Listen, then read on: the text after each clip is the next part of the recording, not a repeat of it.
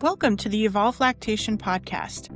I'm Christine Staricka, a Board Certified Lactation Consultant in the U.S., and I create strategic lactation education for professionals who refuse the status quo. If you are involved in supporting and advocating for breastfeeding and human lactation, meet me here on the podcast for insights and encouragement.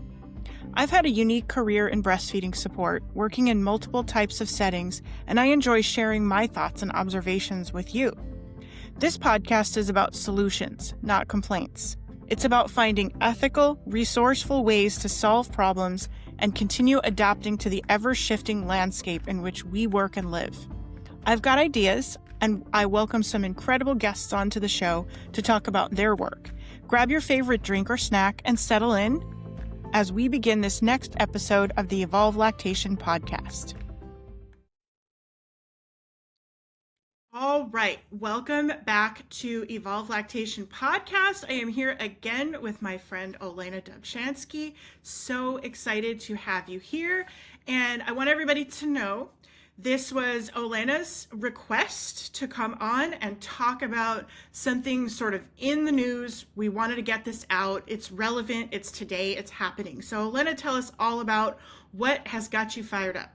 Yeah, sure. So based on some context, I think those in the audience might be able to piece together the company I'm referring to, but I just don't want to platform them because that's how this conversation will go. So I'm going to give some context clues and we'll go from there. Okay, so I spend a lot of time on LinkedIn. It is my social of choice.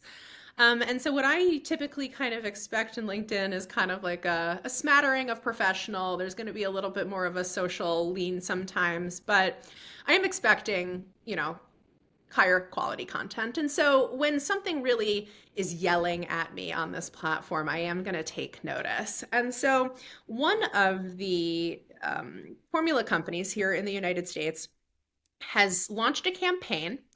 And the campaign kind of circles around this concept, I believe was trademarked. So feeding with confidence. And so again, this is a formula company.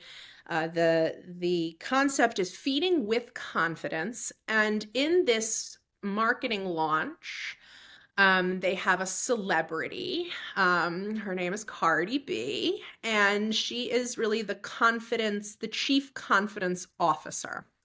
So this brand does a lot of marketing. I think that most people will kind of piece together who it is. But again, they have a couple of things going on in this video. A woman breastfeeding a baby. They have a woman speaking Spanish asking whether or not the formula is safe. They have a gentleman asking a question. And it is Cardi responding almost on a helpline, if you were, kind of abating and really saying, yeah, this product is safe. This product is of high quality. And so I kind of saw this and I said to myself, I don't think this is for me. But I did admittedly kind of peer in the comments. And one of the first things that I noticed, again, this is going to be platformed everywhere. So wherever they do their marketing, I'm seeing it on LinkedIn. But it was of note because really the people on LinkedIn, again, a professional platform, were a lot of these brand people, right? Brand women who work in brands and marketing and that subspecialty of marketing being like, this is the best thing we've ever seen. And like, I'm a lactation consultant looking at this being like, wow, like how much credence are people, right? You're normal civilian, your regular mom, dad, person making feeding choices, lending credence to a brand, right? How much psychological power does a brand have? And the capture and the hold they have, because I would argue in general, this video and this campaign will be well received, that most people will look at this and be like, oh my God, cool. Instead of seeing perhaps what Christine and I see, which are, some holes, some proxy work for safety and competence where I'm not convinced. So yeah, I think one of the things to note for our audience is in the United States, we do not have the WHO code kind of helping abate some of the marketing issues that are exploitative. And so as a result, you can directly market, obviously, to parents.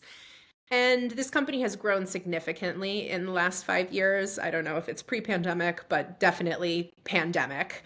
And again, I think the question I'm asking myself is, where am I as a healthcare provider who does stand for quality, care and competence and evidence base where it's appropriate, and quality, safety?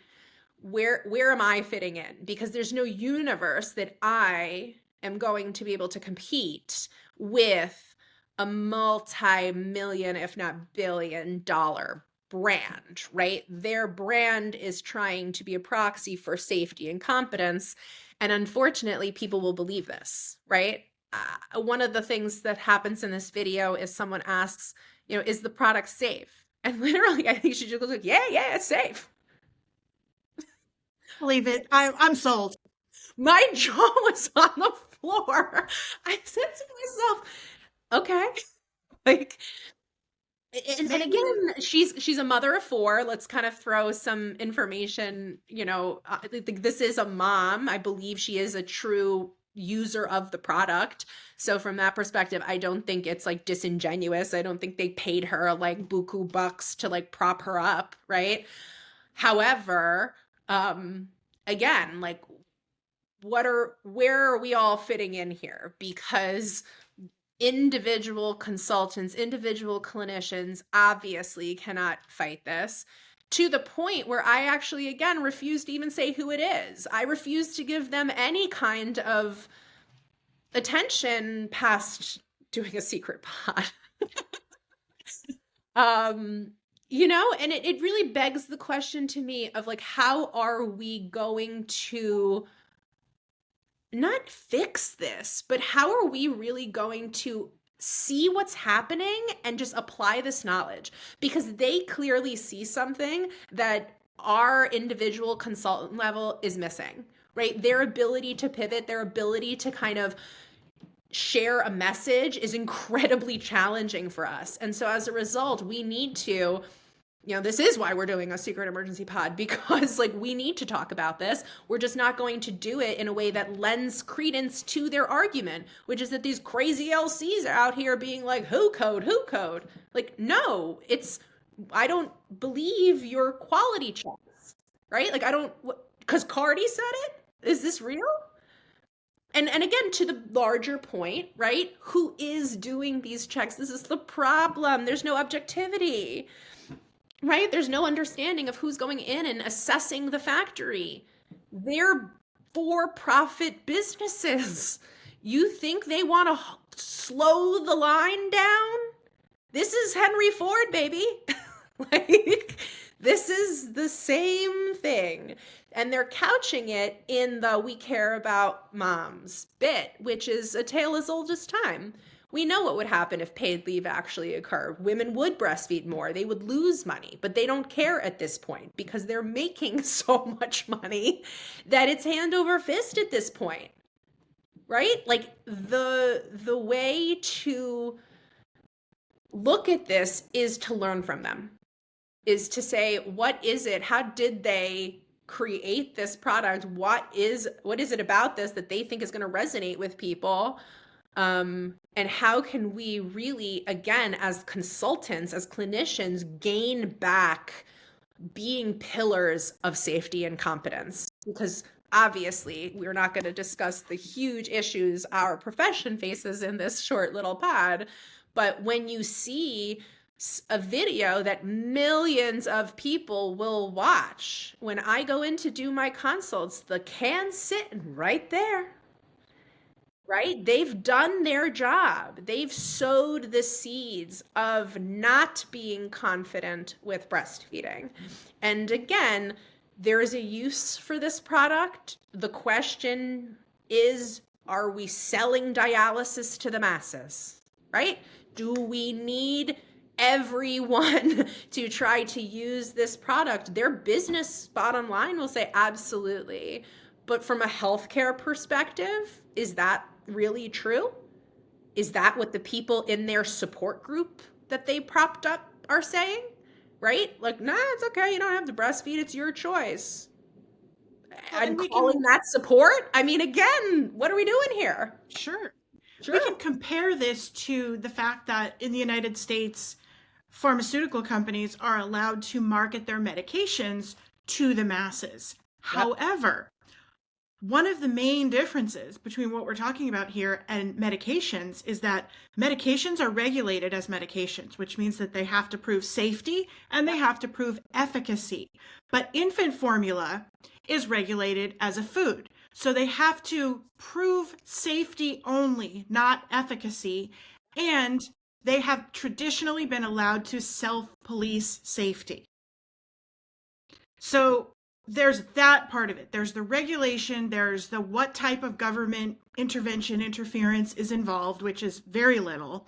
But there's also the part of it where they say we have the best ingredients, we have organic ingredients, we have whatever thing people are interested in buying right now. We have the American version of the European one that you think that you want.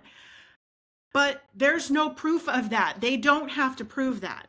They don't have to prove that it's better if your baby gets organic ingredients. They don't have to prove that it's safe. They don't have to prove that it is a functional food that will make sure that your baby thrives until they are 1 year old.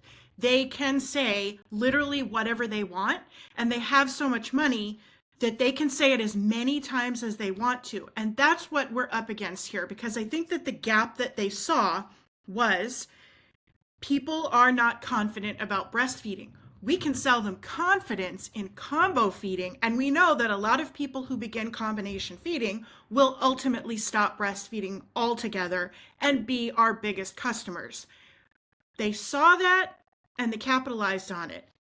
What could we do if we had seen that gap, or maybe people did see that gap, but how do we compete with the amount of money that is putting those messages and that branding in front of people's eyeballs thousands of times in between when they find out that they're pregnant and when their baby is born, and then for the next year?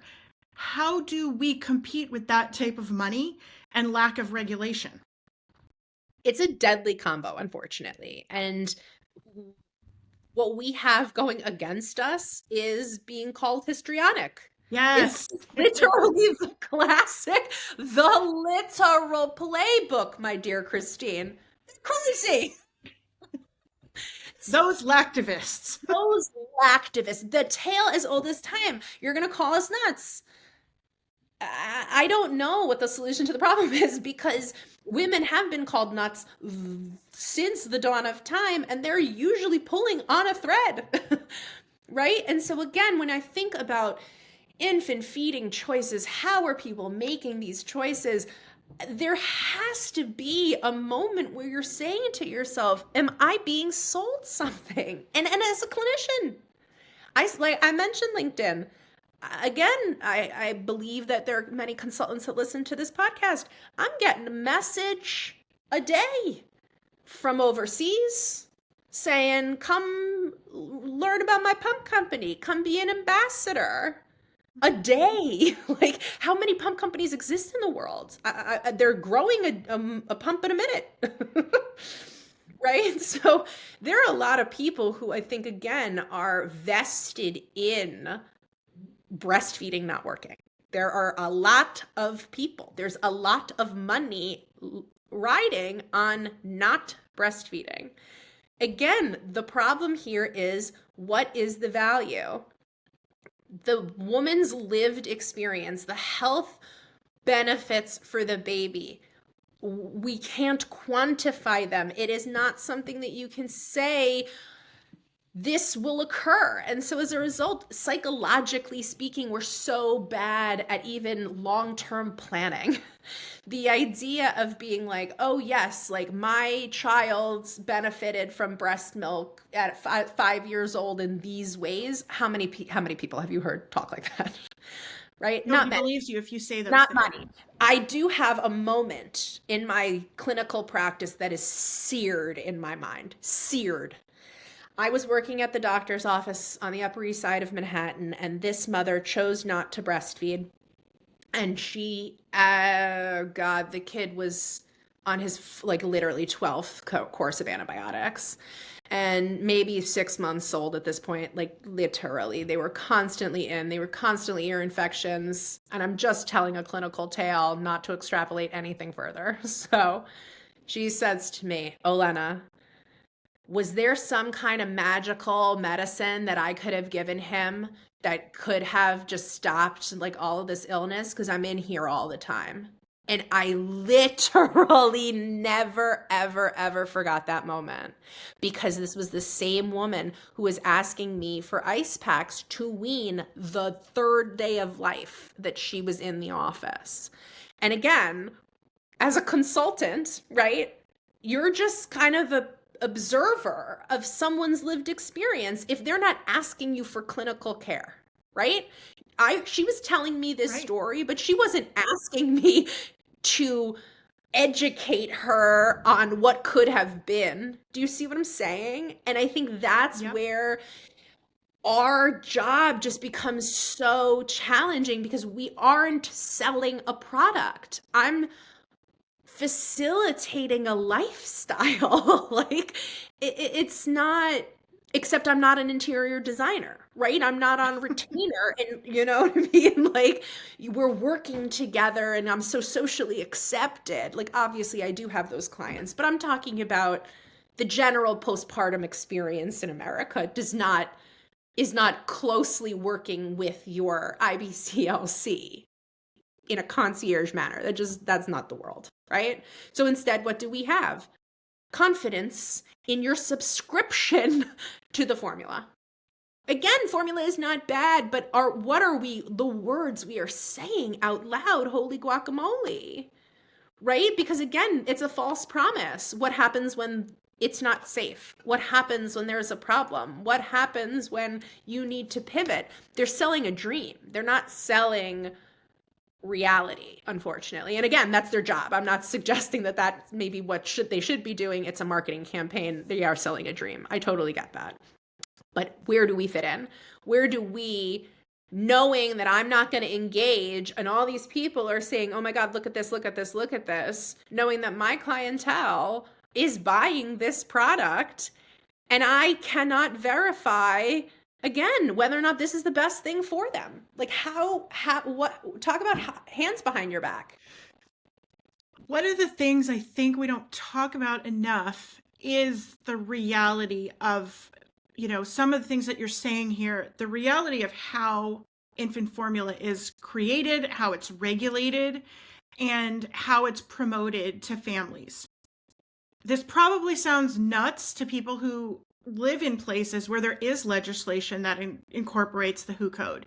Yeah. But it's the Wild West here. It's the absolute Wild West. They can do anything. They can say anything. There's almost no restrictions. Yeah. And that puts us in a place where a company that is primed to make money off of new parents who are, by definition, a vulnerable population. Definitionally. They can say whatever they want. They can spend as much money as they want to say, our product is the one that you should pick. And here's the dream, here's the vision, like you said, of what your life will be if you buy this product and use it with your baby. Vulnerable, but ripe for exploitation. Anyone who has experienced postpartum, you're not you. You're not you. Like you don't have time to be you. You have a newborn. Yes, you're a different person. It's not. It is an exploitation that is just so grotesque. It's grotesque. Well, and so I think that we, as healthcare providers, we don't spend enough time talking about formula. We have to. In a straightforward way, talking about it.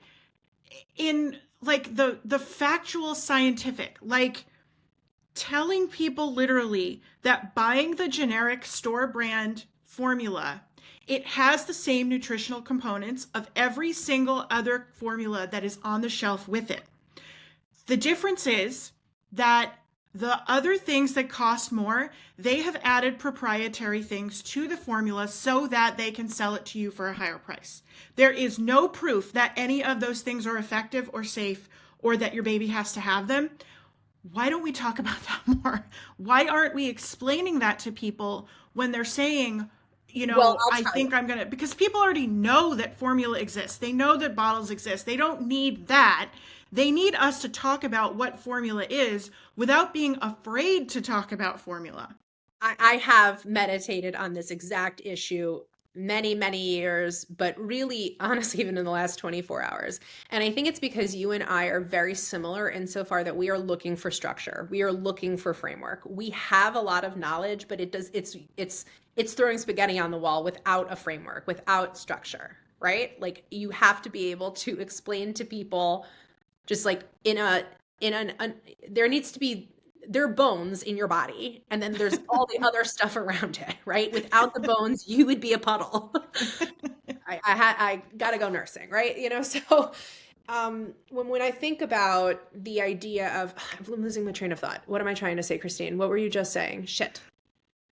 You're talking about putting a framework around what we know about how formula is made, Oh, yes. what's Okay. in it. Okay. So I actually do have, this is a call to action. I think we have to look at this from a financial framework. Mm-hmm. Healthcare is not, it's burning. If you're an empathetic individual providing lactation support, breastfeeding support, check in on yourself because you are probably stressed, right? And I'm saying this, we need to, as lactation consultants, adopt a financial framework because the reality is you're paying for this. No one in the lactation world is talking about how are you paying for your infant feeding, because we're afraid to say how much we cost. It is scary, right? So then all of a sudden everybody's, with insurance, got to be with insurance. Insurance is screwing everyone else over. The key here to me, follow the money. Right? So what is the connection we have from the formula company to us? We were already talking about their millions and millions and millions. But here is where I think we can flip the script. We are already individually counseling people, right? Or providing group instruction in some regards, of course, right? We say, how are you paying for this? Right? What are you paying for?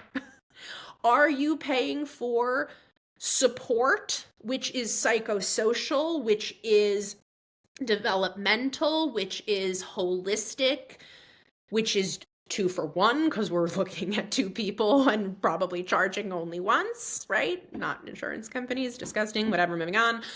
And so with a financial framework, we can say, okay, if you are thinking about formula, what does that look like in terms of a cost? Are you combo feeding? And this is what the cost of that looks like. Because I do believe that people want to save money. They will find a way to say, oh my gosh, I had no idea, boop, boop, formula was going to cost me this much, and the generic formula was going to cost me this much, and then in the difference, I have $500 to play with that I can then either apply to myself, to my child, to my family. We are operating in a world where personalization is going to be cash for pay. We're doing this huge whoop where the Marcus Welbys of the world, for my international audience, right? The doctor who came with his doctor bag directly to your home and saw your whole family and, assisted in the birth and was burying you in the whole 9 yards, right? That concierge, it's already everywhere, right? It will come to the middle of the country. It will come everywhere because, again, people want direct. They don't want this middleman. They want direct to clinician to consumer to clinician to client care. But that's going to cost you something. Right now, you're paying an insurance company for care you don't receive.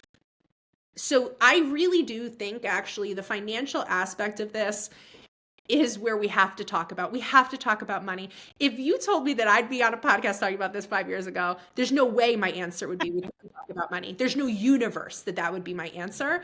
But the more that I literally assess the situation, what do they have that we don't have? Millions of dollars. That is the difference, a huge difference that we can't compensate for. There's no union coming for IBCLCs or lactation professionals that is going to have millions in the bank to be able to kind of launch some kind of media campaign. That's not how this will work. So how much does formula cost? How much does breastfeeding support cost? What does this all look like? And yeah, let's talk about this prenatally, because there's no question you're not batting an eye at that really cool stroller that is almost $1,000 with all these tariffs. I haven't even looked. My kid is 2.5, thank God.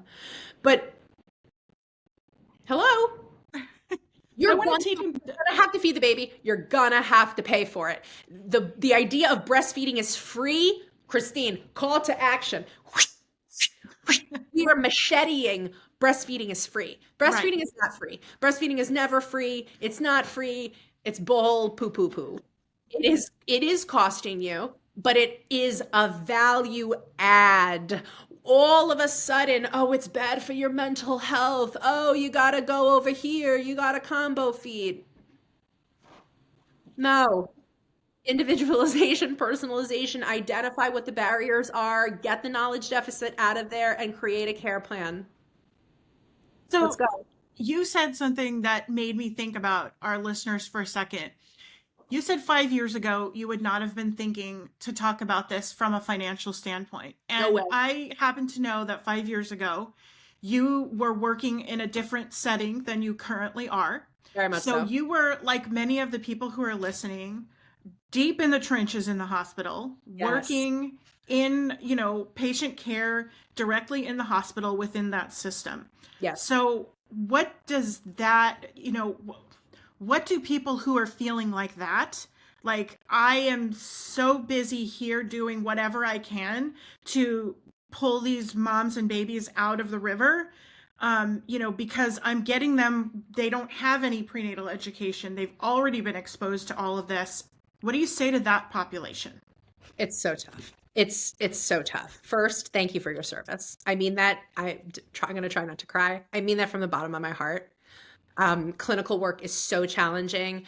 And when you are doing it in a morally injurious environment, it is going to affect you. Don't think it's not going to affect you. This is one of the things that I will absolutely say is try to see the forest from the trees, because if you have passion and you have desire to make change and you are in an environment where that's not happening, you have to get out. Number 2, part of the problem of any hospital is where you're meeting the patient. The patient is half in the back. They are out to lunch. I mean, I would really, really incentivize some kind of either warm line or some kind of access point that they can have, whether or not this is a discharge sheet with information of postpartum support services. If your hospital obviously has something in line, please offer those things to people, because usually they are easier to access, right? Think about who you're sending home, especially with a feeding challenge. They're scared. So as much reassurance as possible for both parties, because you're saying it to yourself. Anytime you tell someone it's going to be okay, you're also saying this to yourself.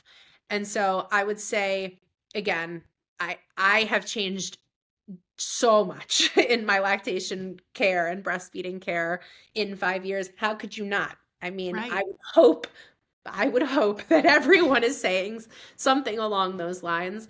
The financial component, speaking to hospital work, if you're a nurse, if you are providing direct patient care, but you don't oversee a budget or a service line, you have no idea what anything costs. You don't have any idea of the business behind healthcare. And I would argue that is probably the only way you're going to move up the food chain is learning about the business of healthcare. And I would argue that that is only a net positive for any clinician who is offering care. And I say this because, again, you need to understand where you fit in this puzzle, because you offering your heart and soul to try to help, the fact that the mom has already been exposed to formula marketing, we need you. We need you. We can't have people bleeding out, clinicians bleeding out proverbially, over something that we can't control. Again, I think access is key. If people are leaving your institution with no access, they will stop breastfeeding. They don't have support. There's no universe that if there is a challenge in this environment that they're just going to be like, yep, we're good. Like, they have to feed the baby. And we know take it wider than that, process, we know in that process of feeding the baby, the protecting the production often does fall to the wayside, because we have done the thing that I rally against, which is separating lactation from breastfeeding. And separating lactation and breastfeeding from general postpartum health and safety. One thing we know is that the more contacts a person who is postpartum has with healthcare providers, the more chance there is for somebody to pick up on the warning signs or the red flags that they have something wrong with their health or they need medical attention. I mean, I would add to your list there, one thing that I learned in the hospital, and this is one of those things where, like, this only happened because of random physical proximity. Our lactation office was right next to the desk where the postpartum nurses would sit, and one of them every day was assigned to make the discharge phone calls, people who had been discharged, like 48 hours before. Sure. I would say, if that is your job, if that is something that is within your role in a hospital system, please, first of all, prepare your heart before you start that work. Remind yourself that you are going to enter into somebody's crazy vulnerable space, and they're going to need things from you that are not on the paper in front of you with your script. You're calling them to ask if they've had excessive bleeding, if they have an appointment with their GYN, like what they're calling with a script. You're calling them with a script, but they might burst out into tears. They might ask you about breastfeeding. They might ask you about their baby's birth certificate. It's going to be all over the map. So you need to be so prepared for those things.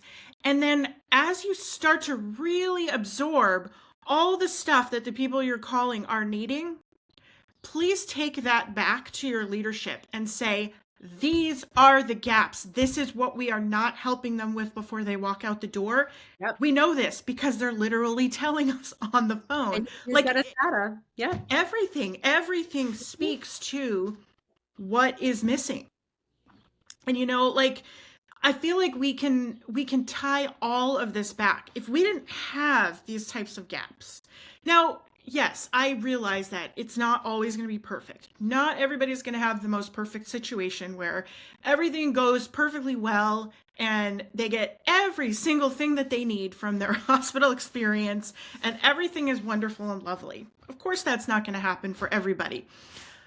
But there's always room for everybody at every point to be doing better, right? And this is one of those places where we can stop ignoring the fact that parents are being bombarded with marketing of stuff, especially around feeding and especially formula, and face that head on.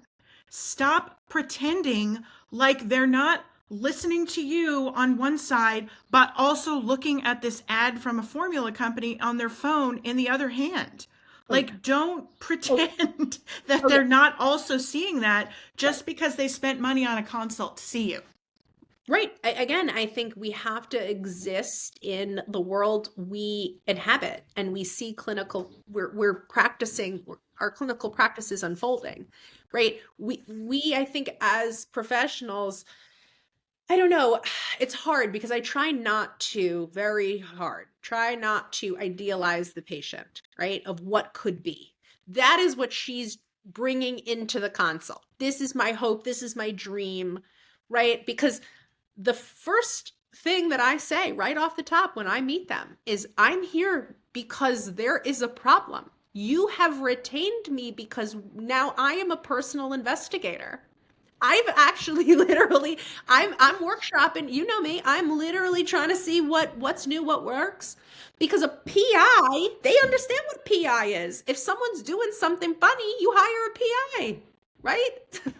That's going to get to the bottom of your problem, but that's not necessarily going to fix your problem. If a PI finds out that your husband's cheating on you, they've done their job, but they've not fixed your problem. And so again, I think we need to tell them what's happening here, right? Which is, you have a problem. I'm here to help you. We're going to try to figure it out. What are you experiencing in the world?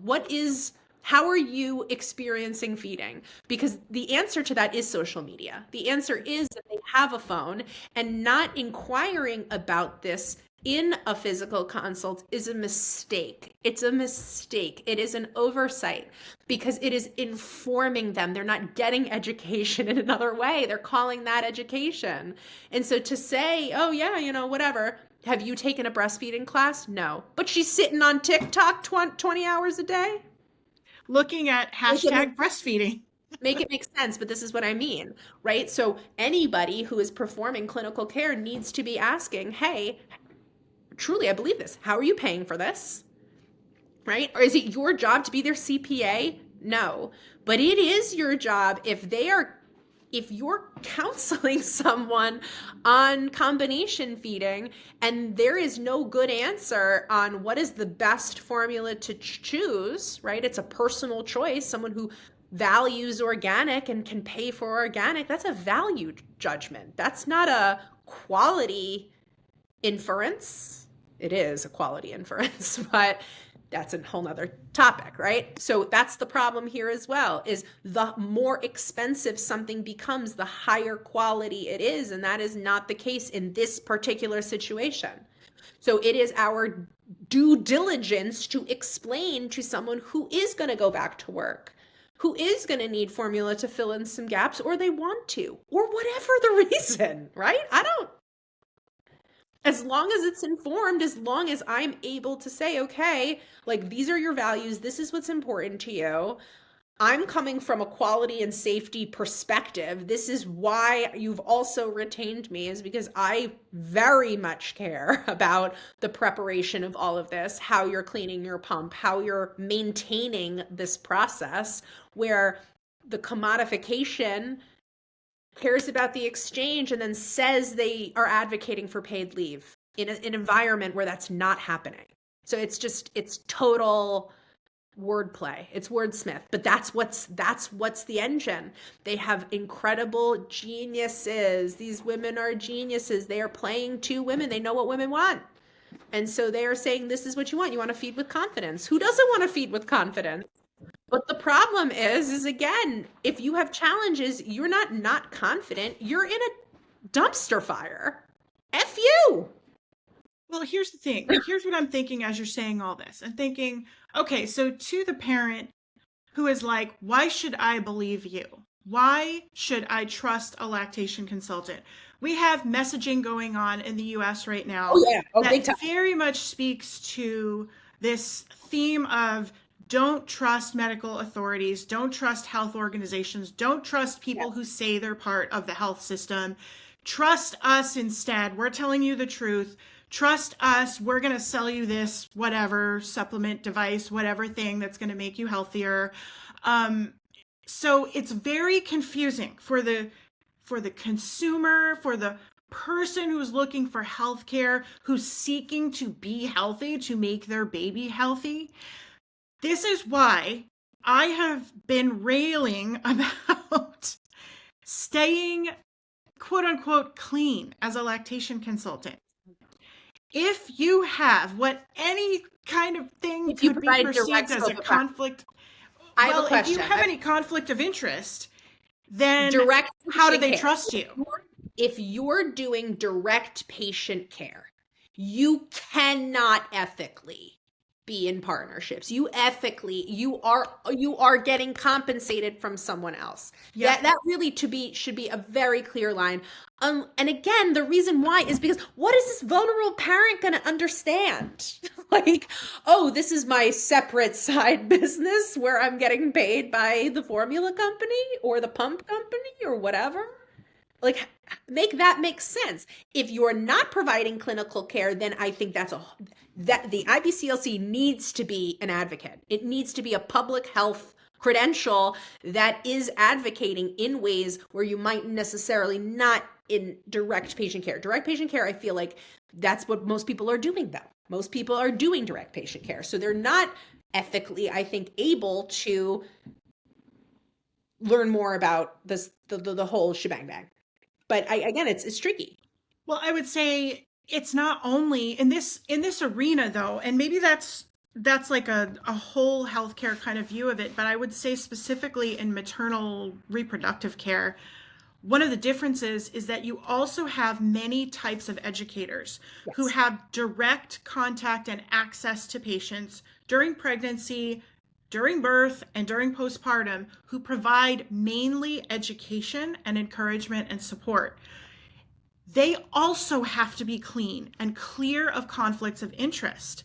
They cannot be offering breastfeeding support and taking money or products or samples from anyone. Formula companies, products that have to do with breastfeeding, like, no, none of that builds your credibility. It breaks it down. I agree. All of that makes you less reliable. I think the reason why this is going to all fall apart is because in the last 5 years, even in the last, when I left the hospital in middle of 24, in the last year, the amount of innovation, the amount of people I have interacted with that are trying to do good, that are trying to solve the problem. Yes. I mean, this is what I spend every day. Right? This is what I spend every day doing, right? It's incredible. I think, again, the question is, how does this all fit in? Because ethics should not be compromised. But again, when we're in an incredibly unethical soup, right? You being the ethical E in your alphabet soup and you're floated all the way to the bottom and nobody sees you, like, I'm not saying compromise that, but I'm saying there's no visibility for you doing the right thing. And so I'm not saying don't do the right thing. You got to figure out and strategize how to get visible doing the right thing, because all these people doing the wrong thing, no one even necessarily calls it the wrong thing. And that's more visible. So it's about access. It's about visibility. It's about calling things for what they are. That's part of the problem as well. Unfortunately, where do LCs get their referrals from? Other LCs. Crickets. Where do they get their, from pediatricians who are like, oh, there's no tongue tie. Everything looks fine. Okay. Right? So it's from incompetence that we are getting. And actually, that's so rude. I totally take that back. It's not incompetence. It is a lack of education. It is a lack of seeing the connections. Christine, I literally see things now that I never would have seen when I was still working in the hospital, because you are meant to go like this when you're working there. Right. You're not supposed to be solving big problems. In fact, that's discouraged. That's discouraged because, again, you are on an assembly line. And so for those people that are working in that setting, again, the postpartum nurse, the LC in the hospital, ask them what they've seen. When you ask the question, did you receive prenatal education? The second question is, what's your social media feed look like? Mm-hmm. Because if you're getting again, they know you're pregnant. The powers that be know that you're pregnant before you're pregnant. So the advertisements have been happening since even before you whispered baby. Mm-hmm. Right? When you got married, they started just siphoning their little. Yep. Right? So we're in an algorithm. And I think that's maybe perhaps like where we kind of ask this question and bringing it back to the brand. Who is making these decisions for us? Who's making decisions about care? this industrial complex that is trying to sell you something as the medical system is on fire. Who To be a parent in 2025 is to be confused. And I would say it's very different than when I started my career as a registered nurse in the very early 2010s. I mean, unrecognizable level of confusion. And you actually hit the point so perfectly. Again, we're stressing parents with the datification of everything. How many hours Yes. are they sleeping? How many, they turned over. The snoo is set to 5 and they're bouncing their all little bodies in there, but they're asleep. Like, what are these data points? What are we doing here? They're stressed because they need to be worried about things that they don't actually need to be worried about. It is incredibly unpopular to not be supportive of sleep training. It's incredibly unpopular to say your child will fall asleep. They will sleep. The idea that you need to train your kid to go to sleep is like training them to poop. They don't. You will have to tell them where to do that business, but it's not like, no. And so I just say to myself, like, we have to go with the times. We're not in 2020. We're in 2025. 2025 has a very different taste than 2020. I was looking, actually, I'm reviewing a course for Baby Friendly. It's months of work, but it's been absolutely fascinating, just looking at all the research, all the layers of editing that are going into this. While I know that there are literal IBCLCs with microphones saying that Baby Friendly is trash. So it's just like, you know what I mean? Like, what are we doing? There's no way we're going to get consensus. That's not what we're looking for. But how can it be that people who share this credential of ours are so polar opposite, perhaps even, of just like seeing what we see? I'm endlessly fascinated by that, because again, to me, the IBCLC, the differentiation here is this is a public health credential. You are a public health ambassador, I don't care, diplomat, whatever word you want to use, okay? Star, mouthpiece, whatever, for breastfeeding. That is what the letters mean. Because guess what, my RN friends? If you have the RN, you don't need the IBCLC, especially if you're not adhering to the things that it's saying. You don't get to pick and choose. This is why the healthcare profession is on fire, right? We have a whole lot of problems. The issue becomes, who is the parent? Who is the parent? Where are they getting information? Who do they see as trusted, safe, and competent? And again, if a brand, something that didn't exist, right? The formula is different than the brand. The brand is a PsyOp. The brand is a psychological experiment. I remember the day I found out the Medela was yellow for a reason. I remember I was sitting in front of the pumps at the hospital. I said to myself, I looked down at my shoes because I had just bought colostrum yellow clogs. And I looked down at the shoes, I looked at the pumps, I said, my God. Again, literally an LC, literally around these pumps. It's PsyOps, my friends.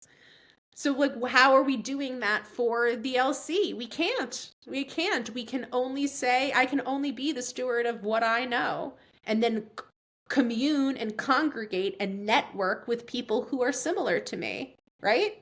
Not the same. I want people who have different takes, obviously. But then again, how are people accessing? How is the parent accessing this level of knowledge, this level of care, this level of compassion? We don't have any quality in lactation at all. And unfortunately, that's where my biggest problem is we do not have any quality measures in lactation. So we're going to sit here and say, look at the formula company. It's BS. They literally can police themselves. That's what we're doing. It's all a mess. Well, and I think that's a place that people can start. Anybody, again, who's involved in, has access to people who are pregnant, people who are birthing, and people who are postpartum. think about these messages that are going out to parents and telling them feed with confidence by combination feeding using our product. What does that mean? And what would it look like if that works, if that's effective on the person that you're taking care of as a healthcare provider? And what is it doing to you? Do you believe that? Are you listening to that and saying, oh, yeah, you know what? I have heard that mental health can suffer when people are breastfeeding. And instead of looking into it, instead of reading what's actually out there, instead of finding out how that actually integrates, you just are believing the messages that are coming from these companies. Yes. You are seeing these things that say European formulas are better than American formulas. You are seeing things that say this pump is the best for people who work all day. What? Why are you believing that? And then recognize if you're believing it, obviously your patients are also believing it, and you are also you're becoming part of that by being a provider who is endorsing a product or having a partnership or being a person who reviews their product. All of that undermines the work that we're trying to do, which is to provide objective information based on research and physiological plausibility and customization, tailoring care to the individual. Everything about partnership and endorsement and all of that goes completely against that. It's saying, I stand for this type of product. Everybody should use it. There's nothing healthcare about that. It's just not it's not compatible. Again, I think especially with the pump situation, to me, almost is more egregious than formula. Formula to me is 100-year PsyOp. The pump, in earnest, we know last 10 years with the ACA, but Christine, I mean, literally, last 3. I mean, there is a company coming out every 5 seconds. And the number, actually, this is something to really, I would put it out in the universe. Why are there so many? The pump company that has MOM in the name and then some kind of snuggly situation at the end, why are there so many pumps? Why are there 12 versions? Why? Just, you can't, my understanding is once they make something in the particular way that they make it, there cannot be changes. And it is cheaper to just flood the market. Please, powers that be, I love a fact check. Let me know. But my understanding is it's cheaper to continue manufacturing than like shutting it down and actually doing like a V2, a proper V2. And that's why there are so many crappy pumps, but there's no reason to suggest the newest pump is somehow better technology than the other ones. There's no way to know. And again, this is so individual that it's, I don't know, that one really rubs me, no pun intended, the wrong way. Pump jokes with lactation consultants. That's what you're here for, folks. That was really not on purpose, ladies and gentlemen. Why are there so many pumps anyway? What is wrong with the information that how is the information people get from lactation consultants so different that it doesn't help everybody? Like, shouldn't it be that there's one pump that would really kind of I'm so sorry. I agree with you.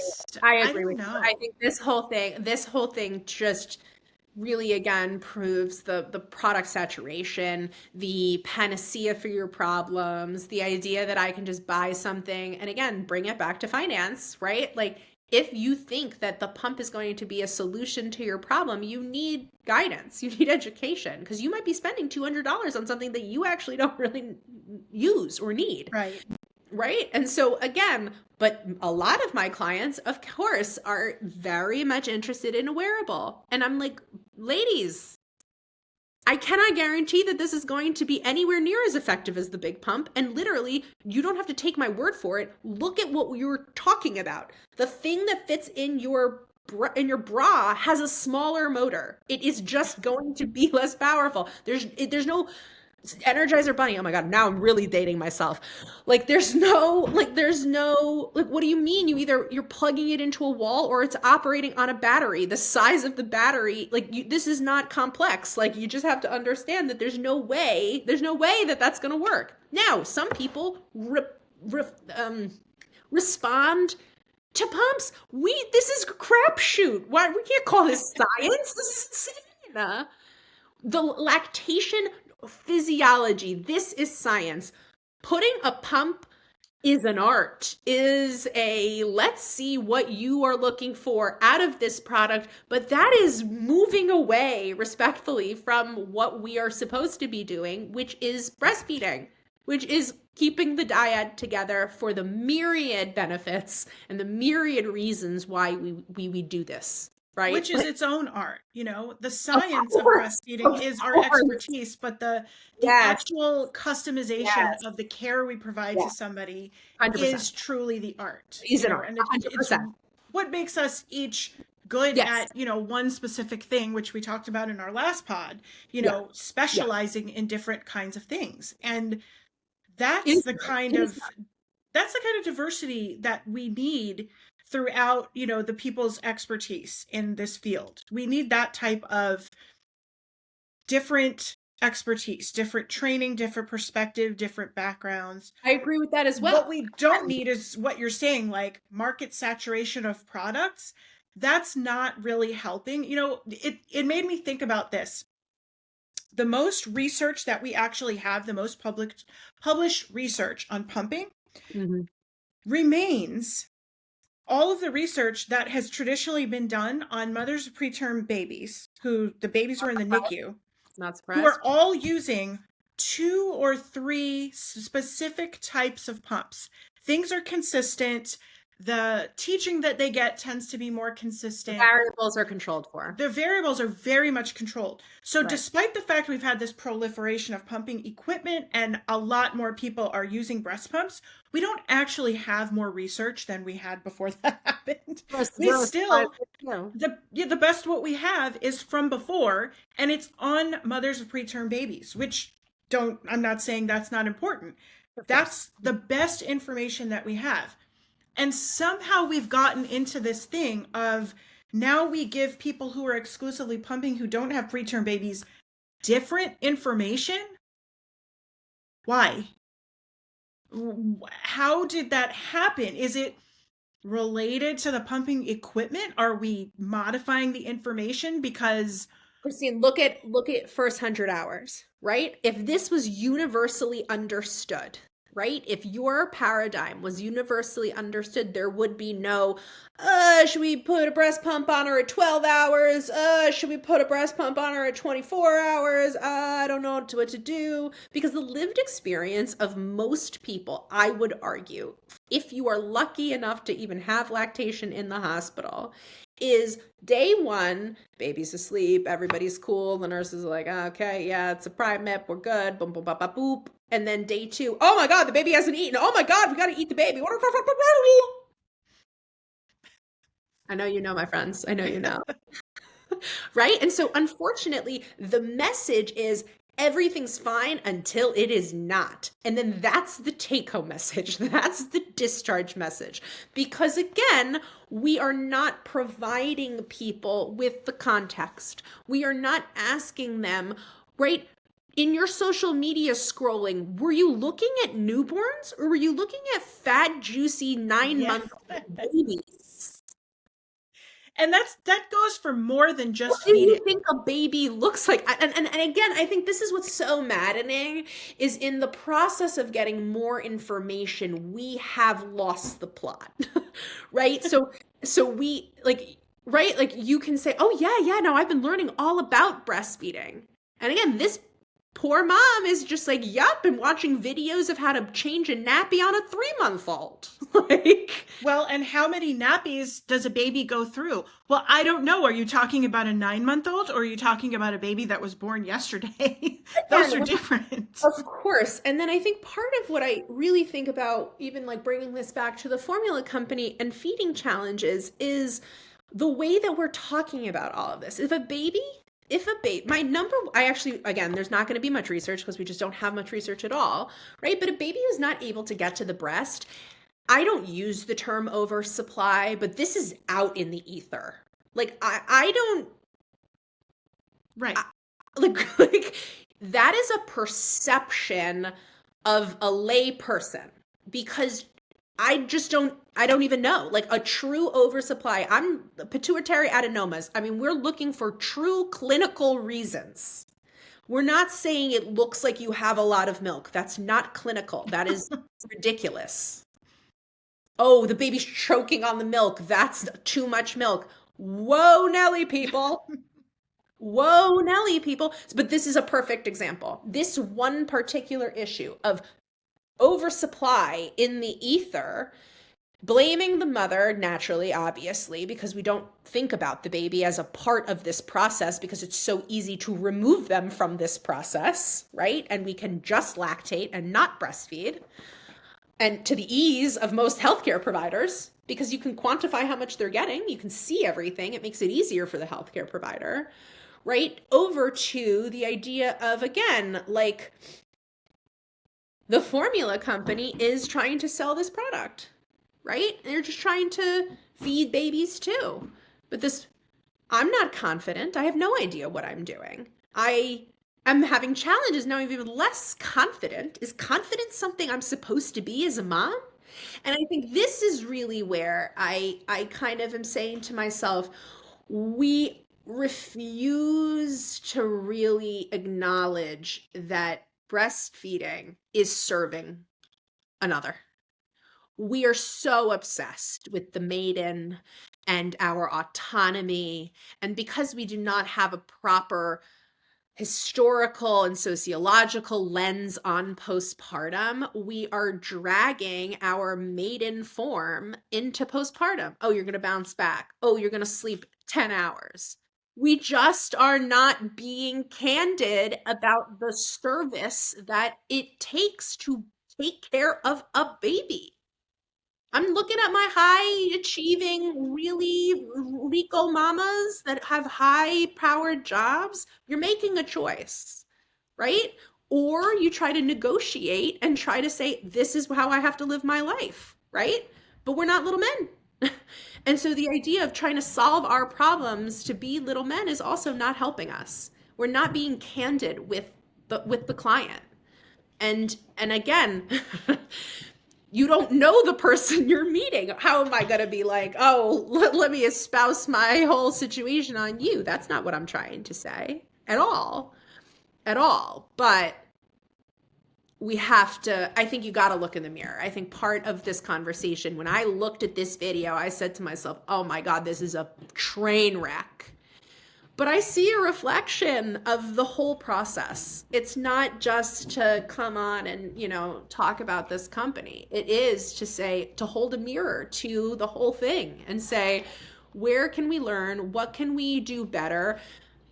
How can we find another way? Because again, I very, very rarely have heard lactation consultants talking about the financial cost of feeding your baby.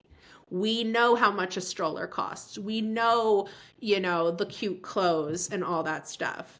But at the end of the day, a parent can be spending thousands of dollars on infant feeding alone. And so it's not really fair to just say, breastfeeding, we're all just going to figure it out. It's going to be, natural. I mean, how many people are saying that these days? My God. But it's expensive. It's thoughtful. It's unexpected.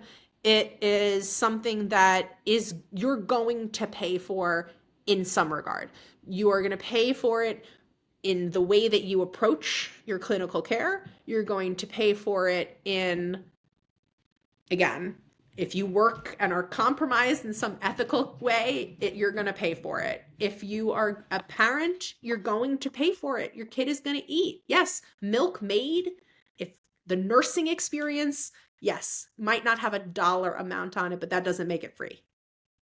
It doesn't make it free. I think we have to reassess because, again, this is where the formula company does not shy. It's $40 for the can. They have no, there's a subscription. There is no qualms about this is what it costs. And I think this is where we have an opportunity, really, to say, yeah, we value, this is the value, this is the benefit, this is where the quality and safety come in. And this is why we're committed to this, because your mouth is different when you're breastfeeding. Your health and reproductive cancer rates decrease as a result of you lactating for a period of time. Like there's too much information, Christine. How can you possibly fit it into a consult? There's just no way. That's the other thing we're up against. We are trying to cram. And me, my God, I'm trying to take somebody on an anthropological journey to Nestle, like, right? It's not feasible. It's not possible. It's craziness. Part of that is that we, what you're saying about talking about the financial part of it is that we're not great at that in this field. We're not great at being able to explain that, but we also tend not to explain things like, and I'm not saying just us in lactation, but whoever really talks that much about, say, a baby in the first 100 hours, if they were to get formula, how much do they need? Do we talk about that? No? Don't really talk about that. So then when we start talking about money and how much does a can of formula cost, well, how much does a baby take every day? Well, is it the same for every baby? No. Getting someone to say how many ounces of whatever food your baby's getting they need in a day is like pulling teeth. Sure. We don't talk about it, and we won't be able to talk about the financial part of it if we don't face up to that. But also, our culture is steeped in this productivity thing, right? All we hear about in social media is productivity and self-care, which are two things that seem like they're totally opposite. But, okay. We've got these two cultural themes going on. And one of the things about me that probably has changed the most in the last few years is learning to be more like you, Olena. I think it's more of your nature to embrace the new, bold, innovative. I think that maybe one of the things we can take from this and looking at how formula companies are approaching it, thinking about those cultural themes, maybe it's not only money that we need to apply here. Maybe it's what is the productivity of bringing your baby to the breast or being able to make milk without really doing anything. Like you're making milk all the time. You don't have to do anything special other than bring your baby to the breast. Let's talk about it in that. Let's talk about how much more rest you get when you're sitting and breastfeeding. How, much more time it gives you when you're able to sit and breastfeed versus using a pump or versus going to the store to buy products or, all of those things I think could fit into those themes. The lifestyle is the way I teach this. I argue, especially because of my theory, that the entire family breastfeeds, that breastfeeding is a health behavior that lots of people engage in. Lots of people are counseling people about breastfeeding, so it's a natural progression for me to think that an entire family dynamic is breastfeeding. The mother is lactating. The mother is the one who is providing the food source, right? But behavior changes occur in the family unit as a result of breastfeeding. Mm-hmm. So by virtue of that being true, I think anybody who has seen a breastfeeding family knows that it affects all members of the family to the point where I literally was counseling a woman via text the other day. 4th child is doing 24-hour shifts as a firefighter. Are you hearing this, audience? Hearing what women are up to? right? This is wildness. But okay. This beautiful woman is a mother of 4. Okay? She is doing 24-hour shifts, but what killed the supply was clinicals on top of this. And she's telling me that she's failing the baby. I said, "Oh my God, Mama. No, no, no, no, no, no, no, no." Because again, we cannot possibly, it's natural to compare, but you have to adapt. You've got to do what you've got to do. This is baby number 4, not baby number 1. True. This is a totally different thing. But the amount of people I have who are saying breastfeeding is not compatible because they have older children, and many people have 2 under 2. It's incredibly challenging, yada, yada, yada. But that the lifestyle doesn't work. And in my mind, this is again where separating these things are not helpful, right? So in lactation and breastfeeding combo, again, you have a lot of time saved. All of these behaviors are happening in one foul swoop, right? And then someone else is able to change the baby. Someone else is able to burp the baby. Someone else do whatever.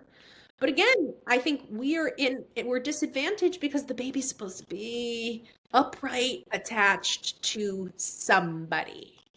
Now, I'm going to say somebody very emphatically because we do what's called alloparenting. That is the reason why our species has survived. So the idea that the mother in any shape or form was solely responsible for anything is insane. I mean, there's research done that grandma comes back into a delivery room and starts lactating because yes, of course, like that's how our species survived.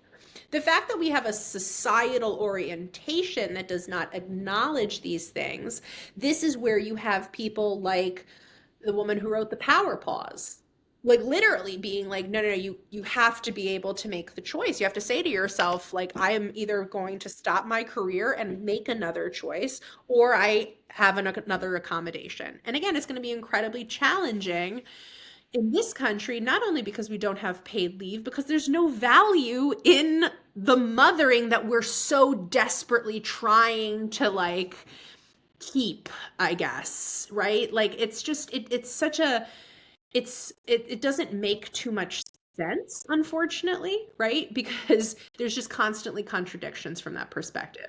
And again, I think to myself, like, what are we doing here? What is the point of us? The ideal situation for me as a lactation consultant is I don't exist. That there is a world, I've maintained this my entire career. The only reason I'm doing this is to not do this anymore. Not because I don't love it, but because it's not needed. It is something that has become embedded in our society. And we are not going that way, ladies and gentlemen. We are going the opposite way. We are going in a direction where breastfeeding, directly nursing at the breast, is gonna be rare, really rare, like not done rare, because there's no support and because commodified human milk is already here. And when that puppy gets launched big time, formula companies are also going to feel the heat of that. So it's technology constantly changing. You have the parallel is obviously the medicalization of birth. Like, oh, I mean, that's why we're here. It's like 40 to 50 years ago, this is probably what nurses were crying to each other about and saying, this is what's happening. And I mean, I have a friend who is a nurse, who has been a nurse since the 1960s, and who talks about it. She talks about the things that she has seen over her career, and it really is this. It's this. We're willing to do experimentation. I mean, again, like this is now hour 3 of the pod, but like obstetrics was willing to experiment on women. Let's just literally think about that for a second. Women were not allowed to be in medical trials until the early 90s, 92, 93, sometimes like the 98, whatever. But experimentation of drugs, of procedures, of all sorts of experimentation has been done on women in the field of obstetrics since its inception, right? There's too much cognitive dissonance. We can't be experimenting on people, but also saying this is the only thing that is the way to do it. Right? Like you can't have it both ways, unfortunately. And I think when we think about the medicalization of birth, I'm going to be honest with you, Christine, my patients are not well. And the ones that are well are not well. The thing about pregnancy is that it uncovers all sorts of stuff. It puts your body in a state of rapid growth. I'm looking at cancers. I'm looking at all sorts of stuff in young people. We do not have any information, right? Like we don't know much. And so this is why this digitalization and personalization transition we're going to is so interesting, because again, we don't know much. How many people test their child's gut microbe after introducing formula? Raise your hand in the chat if you did that. Okay? Because I wanted to know. I've read research. I wanted to know. I had to start using formula. I consented to the process. I did my research, yada, yada, yada. And yeah, like, what do we know? What do we not know? I saw my son's gut microbe change. Like, that's nuts. That's great. But what do you do with that information? What are we going to do with that? Right, exactly. What are we going to do with that? I did it to validate what I thought I knew, which was true. That the formula literally is going to change your child's health. It is going to feed your baby. That's what is external. Who really cares what goes on inside? Most people are not thinking about that. That's nuts, because we eat and we need to put food in our bodies, but we're just so far removed from consequences that the idea of like teaching risks, that's how medicine is taught. You get informed consent through risk stratification, right? That this decision, this path of treatment has these consequences and these risks, and this path of treatment has this consequences and these risks, and then the patient is supposed to make a decision. Like, we are just really bad at that process, obviously for a whole host of reasons in the perinatal period, because we don't have confidence. We have been gaslit for so long. The people who are going to advocate for themselves, that go against the medical system, are going to be one of my best friends just had a baby. I'm so proud of her. No membrane sweeps, no cervical checks, no nothing. She was like, the baby's coming when the baby is coming. That takes balls that she doesn't have, because she's a woman. But those stories are rare. Like, I don't know many people who are really able to advocate for themselves in that regard. And again, it's a challenge, because as the clinician, as the educator, you are providing the structure for them to make an informed choice. It's not about you. But yet we don't even integrate information. Correct. We're not giving them informed consent. We're not giving them high quality care. We don't take, like, what I learned from the whole breast health project last year. Oh, incredible. We don't look outside our own field of studying human lactation to say, what do plastic surgeons know about breast health? What do emergency physicians know about, like, what have other people studied? Like, if you think about just one part of that is breast injury, I found that to be one of the most lacking things. But do you know who knows about breast injury? People who work in emergency rooms, trauma. Yep. They experience it, they see things, and they've done studies. Plastic surgeons know different types of things about the structure of the breast, because they have the opportunity to open up living organs and move things around and see what happens when they do that. Like, the stuff that people are learning in other fields where they get to work with the human breast, where is that in our field? My dentist, the dentist alone. I literally did. I spoke with a dentist last summer, and they said to me, this is a direct quote. I want to interact with the audience. The direct quote was, "You're a lactation consultant. Do you think the pacifier is going to affect their mouth?" This is a dentist. No, Was no, your no. mouth open? Were they like doing your No, teeth no, like at the time? I truly wait for it because the second line was the best. I don't do peds.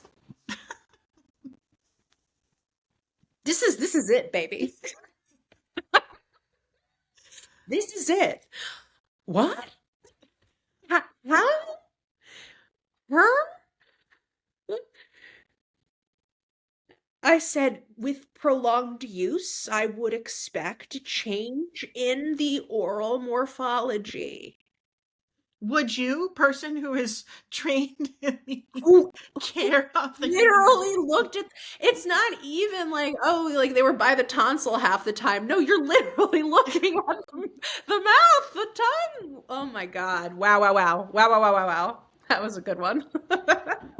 we all have to take a more holistic look at, what's out there about the work that we're doing and, how all of this stuff works together.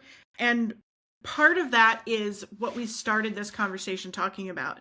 Mhm. What influences are there on what people are choosing to do for health? And Yes. dentistry is one Nailed of it. those things where, like, there could be some amazing product, right? We all see commercials for dental things, right? For different kinds of floss and different kinds of toothpaste. And, there's a few. There's some choices. There's a reasonable amount. I can go to the store, I can look, and there's like half an aisle at Target of dental products, right? I'm not talking toothbrushes and talking the rest of the stuff, right? Oh, yeah. It's not so many that I can't figure out what I'm supposed to choose. It's not crazy. But in that same store, there are 5 aisles of things that are marketed to me if I have a baby, especially if I have a newborn baby. And then if I have a toddler, there's extra aisles of foods that I'm allegedly supposed to be feeding them too. Like they don't eat just food. So that we have to integrate that into the way that we practice as well. We have to understand, as you said earlier, the world in which this is happening. Yep. Not just what we learned about how it works and only look at the breastfeeding and not think about the whole family and the whole living environment and all the places that they go and all the other things that are happening in all of their health. And what are those choices? I think you nailed it. I think that is a perfect encapsulation of this conversation is what are you yourself? What are your clients, your patients choosing for health? Because they might not be aware that that's what they're doing because it's being marketed in a different way, right? This choice is for confidence, but it really is for health. It has long-lasting consequences for your health. And so the choices that you're making are implicit, explicit, and it should be the lactation consultant's role to help navigate those choices in the perinatal period. Oh, that's so well stated. I think this whole concept of trying to sell confidence is anytime you realize that a company is trying to sell you a feeling or an emotion, which is literally what they're supposed to be doing, once you realize that, it loses its power over you. This one was real obvious, right? Well, it was obvious to you because you approached it with that healthy skepticism. Yes. I was not the target audience for it. That is the key. That is the key. So hopefully we can all take something from this and integrate it into the way that we talk to families so that they feel like they can be vigilant for these things to be creeping into their minds and understand that your feelings and emotions come from within, not from products that you buy or things that people tell you. Like it's from you. It comes from you. You have to have information in order to feel confident. You have to have an emotional safety. Like there's so many parts of that. It doesn't come from buying something off of a shelf. It does not. It's like happiness. If you're chasing happiness, you're going to keep running and running and running. Happiness is a shadow. It's something that you get as a result of doing something else. And confidence is the same thing in my mind. it's something that you receive and feel as a result of other behaviors. And so LCs, support people, everyone listening to the pod, I think that we can all make a continued effect in the positive on this regard. Beautiful. Thank you, Olena. An honor, Christine. Thank you, everybody, for spending your time with us. Oh my gosh, thank you so much. I can't wait for the comments. Let's hit it in the chat. All right, let's do it. We want to hear from you. Be well. Okay, bye-bye. Thank you for listening to this episode of the Evolve Lactation Podcast. If today's conversation sparked something in you, whether it's a new strategy you want to try, a policy you want to challenge, or simply the reminder that you're not alone in this work, take that energy and run with it. Remember, real change happens when committed professionals like you have the resources and community support to act. Join my community at evolvelactation.org for ongoing discussions, exclusive free resources, and connection with other people who are doing this important work alongside you.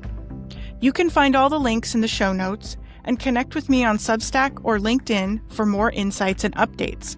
Whether you're just starting your lactation journey or you've been advocating for families for years, your voice matters. Your expertise matters. And together, we're not just evolving our individual practice, we're transforming the entire system. Until next time, keep evolving.